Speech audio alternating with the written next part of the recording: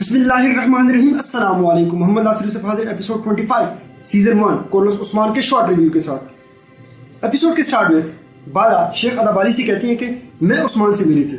उस्मान ने मुझे बताया कि सोफिया को अलीशार साहब ने कैद कर लिया है, लेकिन अलीशार पे हम भरोसा नहीं कर सकते, इसलिए हमें एहतियाती तदबीर ले लेनी चाहिए।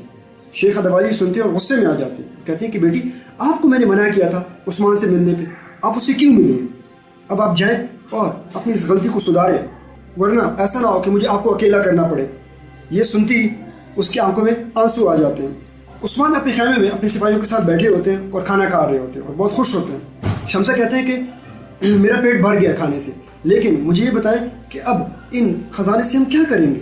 उस्मान उसे कहते हैं कि इसको हम गरीबों में बांट देंगे। शमसा बमसी से कहते हैं कि बमसी साहब अब हमें ये बताएं कि सफादू का खतना कब होगा? सभी सुनते हैं और बहुत मुस्कुराते हैं। एक सिपाही कहते हैं कि अब हमें सफादू का नाम भी बदल देना चाहिए। बमसी कहते हैं कि इसका नाम अब अबू बकर सिद्दीक होगा, ये अपने दीन पर सच्चे होंगे अबू बकर सिद्दीक की तरह। फिर उस्मान बुरहान से कहते हैं कि अब आप शायरी सुनाओ। वो शायरी सुनाने लगते हैं। अलीशार ने अपने सिपाहियों को पकड़ा होता है, उनको मार रहे होते हैं और कहते हैं कि सोफिया आप लोगों से कैसे भागी? जिस पर एक सिपाही कहते हैं कि उसके पास कुछ भी नहीं था। इससे साफ जाहिर है कि कोई अंदर का बंदा उससे मिला हुआ था। निजामुद्दीन उससे कहते हैं कि तुम होश में हो, क्या कह रहे हो? तुम गद्दारी की तरफ इशारा कर रहे हो। जिस पर अलीशार को शेख अब्दुल यानी कि नजूमी की बात याद आ जाती है। वो निजामुद्दीन से कहते हैं कि फौरन जाओ और नजूमी अब्दुल को ढूंढ के लाओ।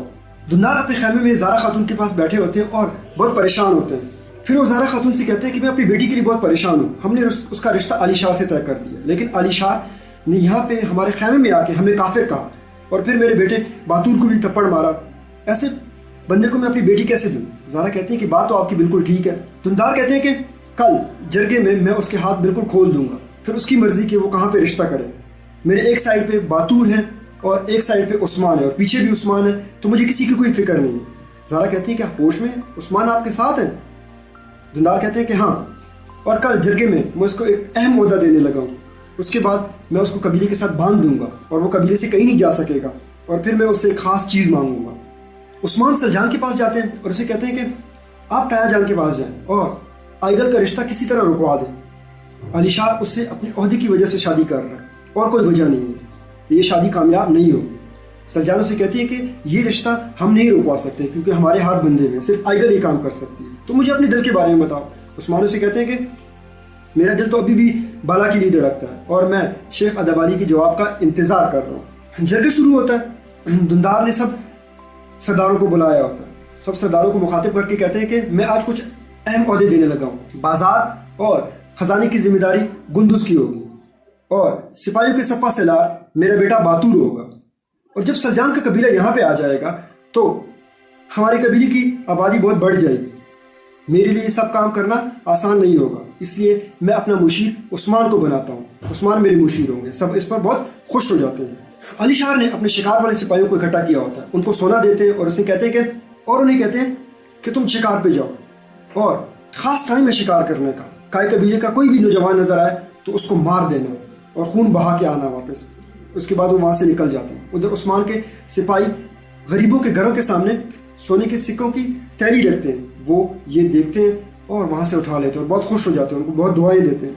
गुंदुज अपने खैमे में तैयार होते हैं, उसकी बीवी उसके पास आती है और बहुत खुश होती है। गुंदुज कहते हैं कि तुम इतनी खुश क्यों? वो कहते हैं कि जब भी मैं अपने बहादुर शोर को देखती हूँ तो मैं खुशी होती हूँ। उसके बाद गुंदुज से कहते हैं कि मैं आज एक सफ़र पे जा रहा हूँ और एक गाड़ी लेके जाऊँगा, तुम दुआ करो कि मेरा सफ़र कामयाब रहे। उसके बाद वो सफ़र पे निकल जाते हैं।